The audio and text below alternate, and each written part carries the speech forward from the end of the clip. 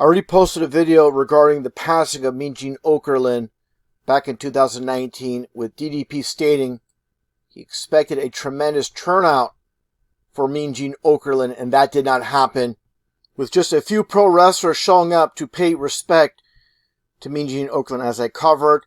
B. Brian Blair jumping Jim Brunzell from the WWF and Greg Gagne from the AWA. And many people have tried to make the excuse that all of Mean Gene's colleagues from back in the 80s are gone.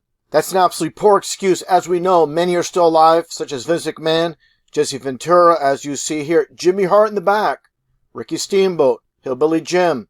You have Kevin Nash, who claims to be friends with Mean Gene Okerlund, still alive, living in Florida. There's many, many people in the pro wrestling industry obviously still alive. And obviously another huge name, Ric Flair, did not attend Mean Gene's funeral. Mean Gene!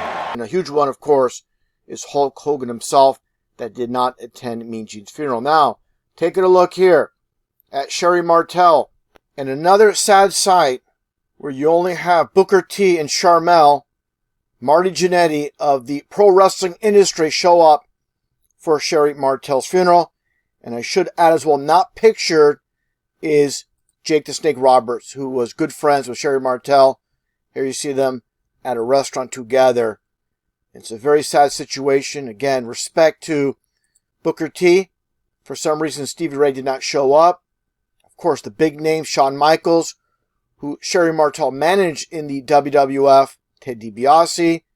And another one here is Hulk Hogan, the man that did not attend Mean Gene Okerlund's funeral. And according to Bruce Beefcake, in a recent interview, claims that Hulk Hogan discovered Sherri Martel.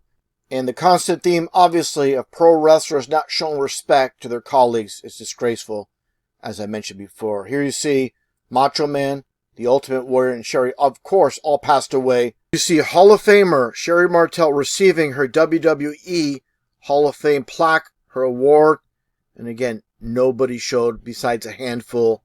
Just a year after receiving her nomination, her plaque, in 2006, she passed away in 2007. And once again, here you see the very small gathering for Sherri Martel. And I should mention once again, Jake the Snake Roberts. And that gets back to Mean Gene Okerlund, as I showed, who passed in January of 2019. And that gets into another legend in pro wrestling from Puerto Rico, Pedro Morales, passed away approximately a month after Mean Gene Okerlund. And here you see him with Bob Backlund as the WWF Tag Team Champions, beating the Wild Samoans. We'll get into that in a little bit. But the point is, again, another very sad situation, where you see here Bob Backlund, reportedly the only pro wrestler that attended Pedro Morales' funeral. And at the very bottom of this article, it mentions how Bob Backlund was very upset that he was the only pro wrestler that showed up for Pedro Morales. And that gets into something I mentioned earlier, where I mentioned the Wild Samoans facing Bob Backlund and Pedro Morales here in Shea Stadium, New York. And here you see them together is Afa and Sika.